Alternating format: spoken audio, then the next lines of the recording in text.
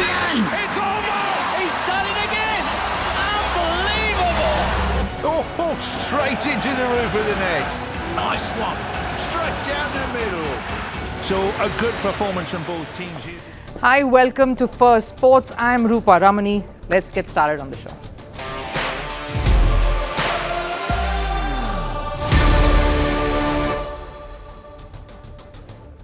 Right on the show today, Virat Kohli has taken on the BCCI in a Bengaluru franchise event leading up to the Indian Premier League. Kohli unabashedly spoke of the benefits of families travelling with the Indian cricketers, something the Indian board has clamped down on post that loss to Australia. What does this mean, and does it put the Indian board on the back foot?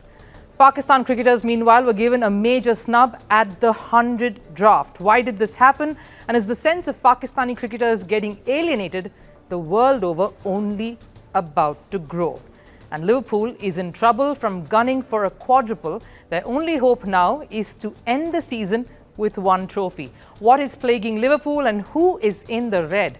But first, let's take a look at the headlines on Sports 360. Starting with football, Lionel Messi has been ruled out of Argentina's upcoming World Cup qualifiers against Brazil and Uruguay due to injury. The Argentina captain suffered a thigh injury during Inter Miami's match against Atlanta United. Argentina will face Brazil and Uruguay later this month. In cricket, India's T20 League IPL franchise Delhi has named Faf du Plessis as their vice-captain for the 2025 season. The former South Africa skipper will serve as Akshar Patel's deputy. Du Plessis was bought by Delhi for $231,000 in the auction. In news from boxing, the International Olympic Committee, or the IOC, has recommended to include boxing at the Los Angeles Olympics in 2028. The sport was initially left out of the proposed list due to governance issues in the sport's governing body. But with the emergence of world boxing, the IOC wants the sport to make a comeback. In chess, world number one Magnus Carlsen has ruled out returning to Classical World Championship. The Norwegian said that none of the current players entice him enough to make a return. Carlsen says he's better than all of the current lot. The five-time world champion didn't defend his title in 2022, saying lack of motivation for classical chess. And a club-level cricketer, Junaid Zafar Khan, died after collapsing on the ground in Australia. The incident occurred during a local match between two college sides. The 40-year-old is believed to have died due to a heat stroke. As South Australia continues to be in the grip of an intense summer, the temperatures during the game was as high as 40 degrees Celsius. Virat Kohli is gearing up for IPL duty. The Bengaluru franchise is making noise leading up to yet another year of hoping that the cup will come home at least this time. Kohli recently spoke at an RCB event to a massive crowd gathered, hanging on to every word he spoke.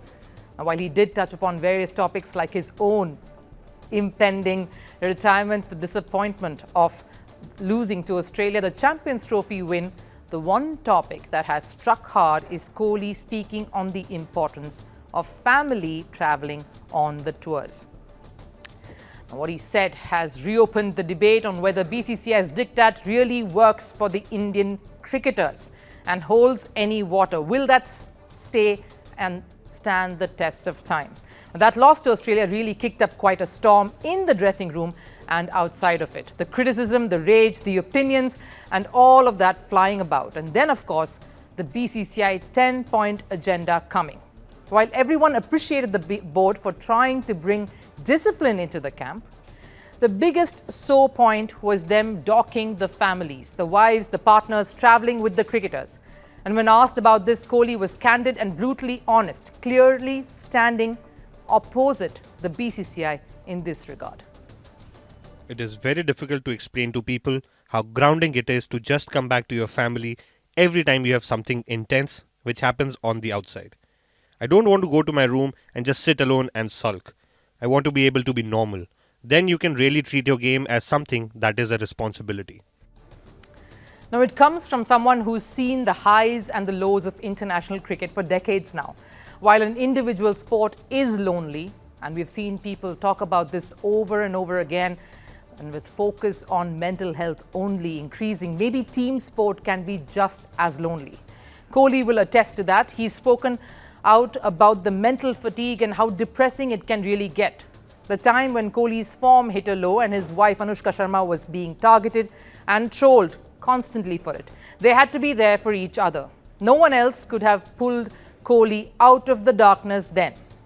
All a cricketer ever wants to do, in Kohli's words, is to just switch off after the game and be with his family after what could be a bad game, a rough night, or celebrating a fantastic performance. You want to be able to share all of that with the person who matters the most in your life. Something Rohit Sharma gave away mistakenly when his audio got leaked before a press conference. Now I have to sit another hour and a half after this. We'll have to sit down with the secretary to discuss a few things about the family and other stuff. Now everyone is telling me. He very clearly is telling the chief of selector, Ajit Agarkar, right at that point, that this particular rule will not go down too well and will not be accepted by the rest of the team, him included. Now, we saw the perspective of the cricketer who simply wants the family by his side after a game to unwind. What's the other side to this? Most cricketers in the Indian national squad are married and have children or are on the way to having kids. Either ways, there are commitments to make and promises to keep. It isn't just about the partnership Rohit Sharma creates and makes on the cricket field, but also maintaining and keeping his end of the deal to whatever extent possible in the partnership he's made of it. A partnership that will and has helped and only continue to do so in shaping the leader that Rohit Sharma has turned out to be. Because let's face it, truth is Indian cricketers, unlike most others globally, play more cricket through the year. They are away for longer periods of time and they somehow need to find ways to spend time with family.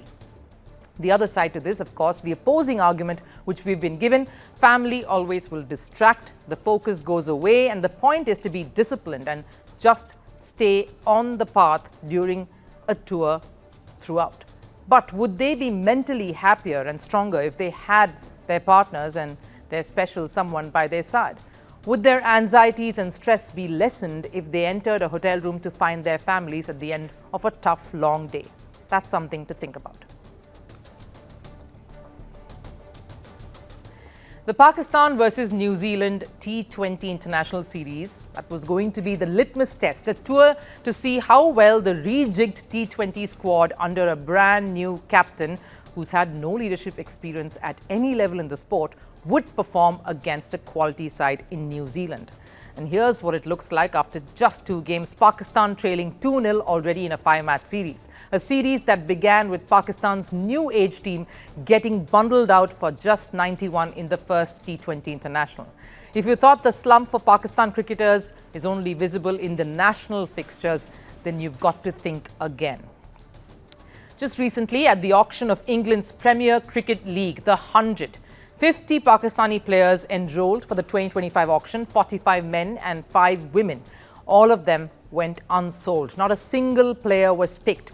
Now, why is this a huge concern? Let me break it down for you. The auction list at the 100 included some of Pakistan's top stars. Saim Ayub, for instance, a sensation who is set to make his comeback after injury. A player whose absence was cited by Pakistan captain back then, Mohammad Rizwan, as a prime reason behind their Champions Trophy disaster. Shadab Khan, the new vice-captain of Pakistan in the T20 format. Naseem Shah, a player who broke onto the scene with much fanfare. A pacer with promise. Imad Wasim and Hassan Ali, prominent names who had set a base price of just over $80,000. What does this say? The players who make the core of the Pakistan national teams find no takers in one of the most popular leagues in the world. Why? Let's look at the reasons that are more obvious and logical. You'd, on the face of it, think and say it has to be tied with the performance of the team in general. Pakistan is floundering in international cricket at best. If the Champions Trophy disaster isn't enough proof, the recent series against New Zealand has reiterated that. The batting was just as appalling as their bowling. Then, of course, there is the international schedule. Pakistan has 2 white ball series smack in the middle of the 100th schedule. One at the start of the league when they will be busy playing the West Indies away, and towards the end where they host Afghanistan. And with the T20 landscape in the Pakistan dressing room constantly changing and evolving, the certainty of top Pakistan players being available fully for the 100 is well close to nil. Then, of course, comes other factors that aren't performance or logic-based, but are responsible in equal measure now in what is proving to be the start of Pakistan players simply being overlooked and alienated in world cricket. Let me explain. Let's look at the 100 itself. The 2025 season is also going to be the first post-franchises having sold their equity, a move that saw 4 franchises either part-owned or majorly owned by owners of Indian Premier League or the IPL franchises. And wherever there is IPL's influence, you can say with surety, Pakistan players will find it difficult getting in. With IPL shutting their doors on Pakistan players' inclusion, you have to but assume that the same principle will reflect in the agenda across leagues that has the IPL influence. Which is why the same practices have been followed in T20 leagues across South Africa, the UAE, USA and also the Caribbean. Because these are the countries where IPL franchises have their satellite teams. Let me give you a look at how that sees at this point. Out of the 10 IPL franchises, 8 have team across different leagues. Chennai franchise being part of the SAT20 and of course the MLC. Mumbai owning 3 teams in South Africa, America and Dubai. Rajasthan being part of again 2 other leagues, Caribbean Premier League and SAT20. Delhi and Kolkata with a similar path as that of Mumbai have their presence across 3 leagues. And of course you have Punjab rounding off Hyderabad as well as Punjab having their presence in 1 other league overseas. Which is the reason why Pak players have failed to find a place in all of these leagues. It's additional headache that people tend to want to avoid rather than take on in an attempt to resolve and work out a solution for. And rounding off, one of the key reasons, in my opinion, that has put Pakistan cricketers in danger and has made the otherwise super talented cricketers absolutely unattractive commodities, it has to be the PCB and its constant state of chaos. No administration, by that I mean coaching, selector setup, even the captain, has lasted more than a set of months over the last 2 years. There have been constant shifts and changes. They have had 3 horrid ICC events back to back to back, resulting in PCB chopping and changing and altering the setup constantly. That has also added to the mess cricketers that find themselves in now. Then, of course, there's the matter of the NOC, the no objection certificate that every board has to give its players, which gives them the license to play in leagues around the world. PCB has been notorious in this regard. Naseem Shah's NOC to play in the 100 was revoked last minute the previous year, despite there being no international fixture coinciding with it. And those who do find a place in the league, like Harris Rauf did in 2023, when he was playing with the Big Bash, his central contract was terminated because he refused to play Test cricket and chose to play Big Bash League instead. PCB may counter by saying they did hand out 20 NOCs last year, but how can any franchise take the risk of engaging with a prospect that just may not deliver, or worse, be asked to step away the very last minute, putting their own plans as a squad at sea? And this sentiment will only grow, that of Pakistan cricketers not finding avenues outside the country. Pakistan is key to cricket's growth, and that can only get back on track if the PCB mends its ways. Unless the board decides to get its act together and run a tight ship that puts players, grooming talents, and furthering the sport as top priority, things are only bound to get more difficult and despondent for their own players. A little over a month ago, Liverpool were eyeing a quadruple, 4 silverwares in Arne Slot's debut season. The Reds have now gone from that to competing for just the one title, the Premier League. Even that seems to be in danger given Liverpool's sudden dip in form, raising questions over Arne Slot's ability to get the most out of his squad. Liverpool was on a roll up until February, a period where it felt like nothing could go wrong for them. They were challenging the rest for all the trophies, both domestic and international. But an FA Cup 4th round loss to Plymouth Argyle last month started their downfall. What's shocking is that Liverpool, who are the table toppers in the Premier League, lost to a club stranded on the bottom of the 2nd division of English football, and that is what proved to be the tipping point. From there, the club got knocked out of the Champions League when they lost to Paris Saint-Germain in the round of 16 on penalties, and then a cup final loss to Newcastle, a team that hadn't won a silverware in 56 years. So now the only trophy Arne Slot's men can really aim for is the Premier League title. But will they be able to even achieve that? Liverpool are currently in a safe spot with 9 games remaining in the season, a 12-point advantage over competitors Arsenal. Even if Arsenal win all of their remaining matches, they can reach a total of 85 points. Liverpool just need 16 more points from the available 27 to seal their 20th league title. While it may seem an easy ask, Liverpool's current form and their past demons won't make it easy for them. Last year too, Liverpool were at the exact same situation. After 29 games, they were on 67 points. Though they had tough competition from Arsenal and Manchester City, who were just 3 points behind, the end result was Liverpool losing the league to Manchester City by 9 points. Clearly, the league race this year too isn't done just yet. And it isn't just the horrors of the past that spell uncertainty for Liverpool. A major concern haunting Arne Slot's men is this being a tired squad. Slot may have been a tactical genius to make the most from the available set of players for him, but he has failed to use the bench strength to ease the workloads of their star players. And the stats back it.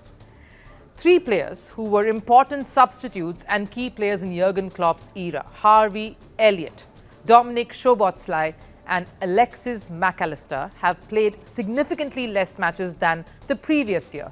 And even in the matches they have featured, the number of minutes has been far less, 500 minutes less than the previous year. And what that means is Slot has relied heavily on his regular players. Reason? He wanted to go for all the trophies. And by doing that, he's simply misjudged the extensive demands of Premier League.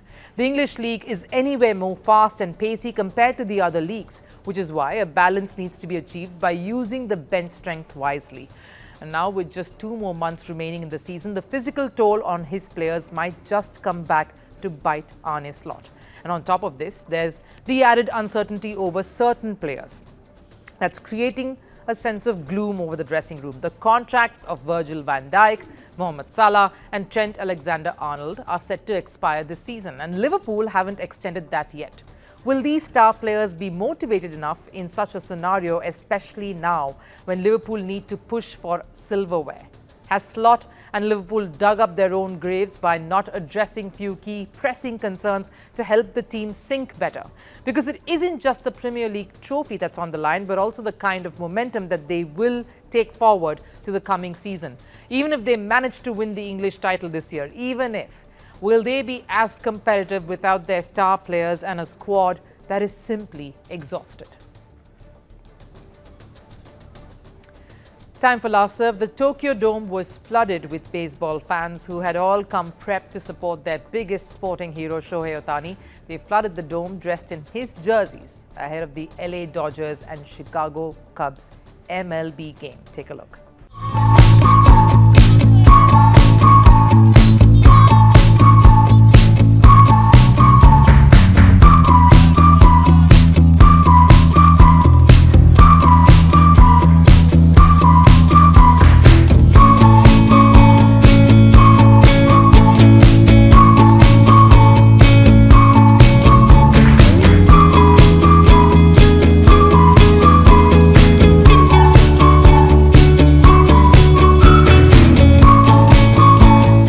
That wraps it up here on Firstpost. I'll of course see you again tomorrow. Till then, do take care. Bye-bye.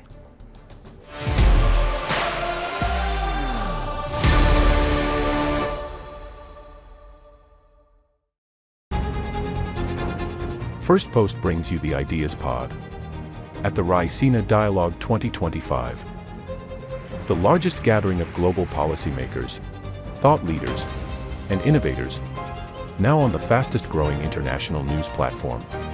Big ideas, big debates, big impact. Only at the Ideas Pod. Raisina Hill. Firstpost gives you front row access to the conversations that matter most. The Ideas Pod. Raisina Dialogue 2025 on Firstpost. From March 17th to March 19th.